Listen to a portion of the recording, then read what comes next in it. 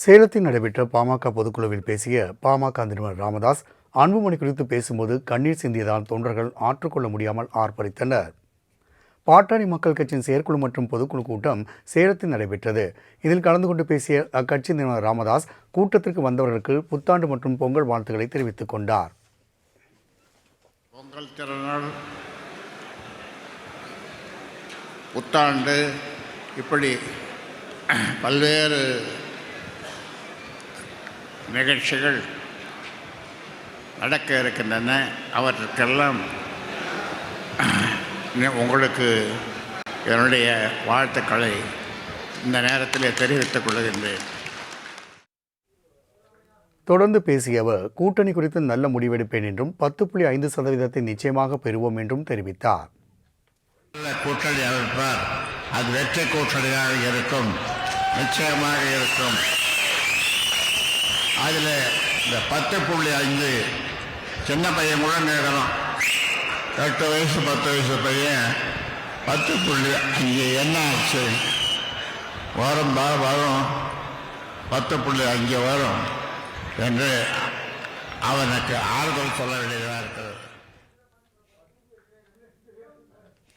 தான் வளர்த்த தான் பொறுப்பு கொடுத்த பிள்ளைகள் தன்னையும் கௌரவ தலைவரையும் அவ்வளவு மோசமாக தூற்றுகிறார்கள் என வேதனை தெரிவித்த அவர் தன் அம்மா கனவில் வந்து இது குறித்து கேட்டதாக கூறி கண்ணீர் விட்டு கதறினார். அப்போது அதனை தாங்கிக் கொள்ள முடியாத தொண்டர்கள் ஆர்ப்பரித்தனர். இதனால் பொதுக்குழு கூட்டமே கண்ணீர் கடலானது. இந்த கனவுல எங்க அம்மா என்னுடைய தாய் வந்தாங்க. தாய் வந்து ஏன்பா கேட்டேன்.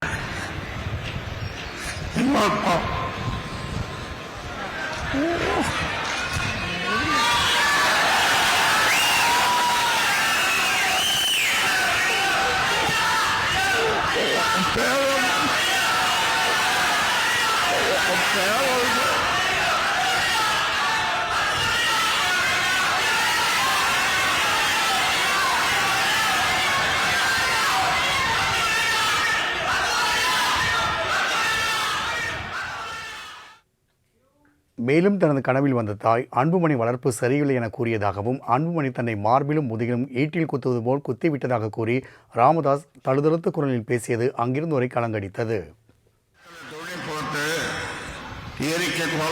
ஒரு பதிவு போடுறான், அந்த பதிவு போட்டவனை கூப்பிட்டு அவனுக்கு பொறுப்பு கொடுக்குறாரு. அப்போ என் தாய் சொல்லிச்சு, அதுக்கு நான் என்னப்பா பண்ண முடியும், நீ அப்படி வளர்த்துருக்கிற அந்த பிள்ளைய அப்படின்னு. ஆமாம்மா, நான் சரியாக தான் வளர்க்குறேன். வளர்த்துருந்தா என்ன மார்லேயும் பின்னாலேயும் முதுகுலேயும் கண்ட இடத்துல ஈட்டியால குத்துற மாதிரி குத்துறான். செய்திகளில் தந்தையை வெட்டி கொன்ற மகன் என வருவது போல தன்னை துண்டு துண்டாக வெட்டி கொன்றிருந்தால் கூட நான் போய் சேர்ந்திருப்பேன். ஆனால் ஒவ்வொரு நாளும் சில்லறை பசங்களை வைத்து தன்னை அவமானப்படுத்துவதாக அன்புமணி மீது ராமதாஸ் குற்றம் சாட்டினார். 20-30 துண்டாக வெட்டி ஒரு சாக்கில் கட்டி கொண்டு போய் இந்த காவேரி பக்கம் என்ற ஊரில் போட்டு விட்டு வந்ததை ஒரு நீங்கள்லாம் படித்திருப்பீர்கள். அதை விட அப்படி செய்திருந்தால் கூட நான் போய் சேர்ந்திருப்பேன். ஆனால் ஒவ்வொரு நாளும் இந்த சில்லறை பசங்களை வச்சுட்டு எல்லாம் நான் வளர்த்தது, அதுவும் என் தப்பு தான், வச்சு என்ன அவமானப்படுத்தலாம். தமிழ்நாட்டில் உள்ள 8 கோடி மக்களும் தன் உறவுகள் என கூறிய ராமதாஸ் பாமக தொண்டர்கள் 95% பேர் தன் பக்கம் உள்ளதாகவும் 5% கூட இல்லாதவர்களை வைத்துக்கொண்டு அன்புமணி பமாத்து காட்டி வருவதாகவும் இந்த தேர்தல் அதற்கு சரியான பதிலை கொடுக்கும் என்று சூளுரைத்தார். நடக்கின்ற இந்த செயற்குழு அல்லது பொதுக்குழு, அதற்கு முன்னால் நடந்த குழுக்கள் இதெல்லாம் பார்க்கும் பொழுது 100க்கு 95 விழுக்காடு மக்கள், பாட்டாளி மக்கள் என் பின்னாலே தான் இருக்கிறார்கள்.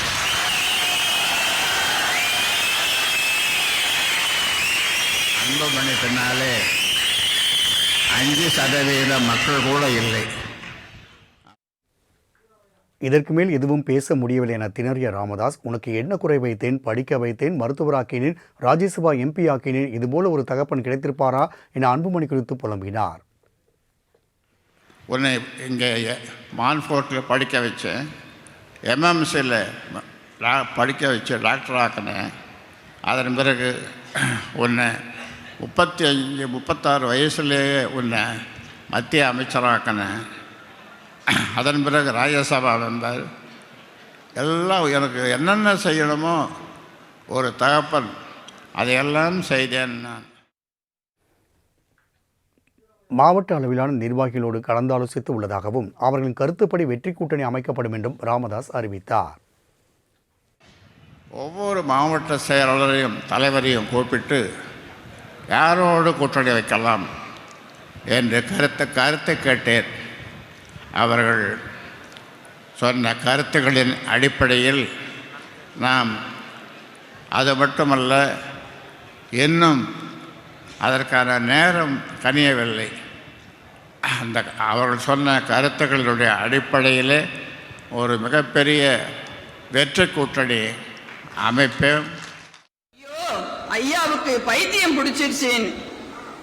ஆமாங்க, அவருக்கு பைத்தியம் தான் பிடிச்சிருக்கு. மக்கள் மேல பைத்தியம், இந்த மண் மேல பைத்தியம். பாமகவின் ஆன்மா என்றால் ராமதாஸ், ராமதாஸ் என்றால் பாமகவின் உயிரென கூறிய ஸ்ரீகாந்தி, உயிரை எடுத்துவிட்டு உடம்பு நடமாட முடியாது, அதுபோல் ராமதாஸ் இல்லாத இந்த பாமக பிணத்திற்கு சமம் என கூறவே தொண்டர்கள் ஆர்ப்பரித்தனர். ஐயாங்கிறது வெறும் பேர் இல்ல, ஐயாங்கிறது இந்த பாட்டாளி மக்கள் கட்சியுடைய ஆழ்வா. ஐயாங்கிறது இந்த பாட்டாளி மக்கள் கட்சியுடைய உயிர். ஐயா எடுத்துக்கிட்டு உயிரை எடுத்துக்கிட்டு உடம்பு நடமாட முடியுமா? ஐயா இல்லாத இந்த பாமக பிணத்துக்கு சமம். ராமதாஸ் இல்லாத பாமகவை வைத்து அரசியல் செய்யலாம் என அன்புமணியின் தரப்பு நினைப்பதாகவும், ஸ்ரீகாந்தி உயிரோடு இருக்கும் வரையில் அன்புமணியின் எண்ணம் ஈடேறாது என்றும் ஆவேசமாக கூறினார்.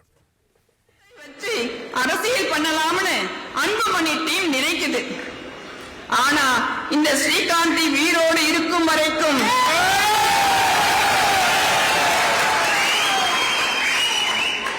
இங்க இருக்கிற லட்சக்கணக்கான தொண்டர்கள் உசுறு இருக்கிற வரைக்கும் அது நடக்கவே நடக்காது.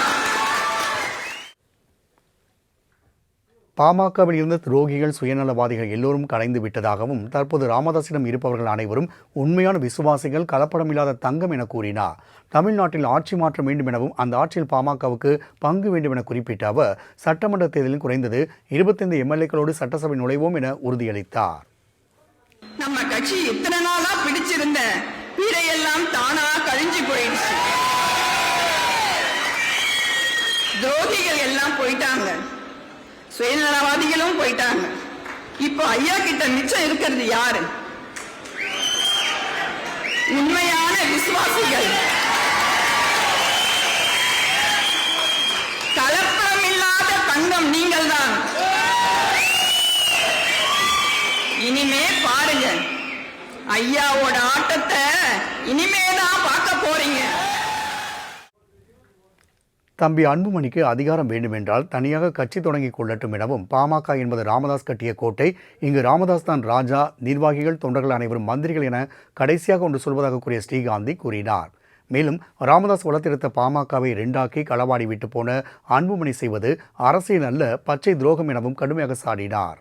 உரிமையான ஐயா வளர்த்தெடுத்த பாமக என்ற மாபெரும் இயக்கத்தை 2ஆக்கி களவாடிக்கிட்டு போன நீங்க யாரோட உரிமையை மீட்க போறீங்க? ஐயா பேரை சொல்லி பதவி வாங்கறது, அப்புறம் ஐயாவையே தூக்கி எறியறது. இதுக்கு பேரு அரசியல் இல்ல தம்பி, இதுக்கு பேரு பச்சை துரோகம். JK மணி மற்றும் பாமக MLA அருள் ஆகியோரை திமுகவின் கைக்கூலி என மேடைக்கு மேடை முழங்குபவர்கள் அத்தனை பேரும் RSS இயக்கத்தின் அடிமைகள் என்றும் ஸ்ரீகாந்தி பொங்கினார். ஆமுன்னா எங்க கௌரவ தலைவரையும், எங்க சேலத்து சிங்கமான மாநில துணை செயலாளரையும் திமுக கைக்கூலி, திமுக அடிமைன்னு மேடைக்கு மேடை முழங்குறாங்க. இதை சொல்றவங்க யாருன்னு பார்த்தா அத்தனையும் RSS அடிமைகள்.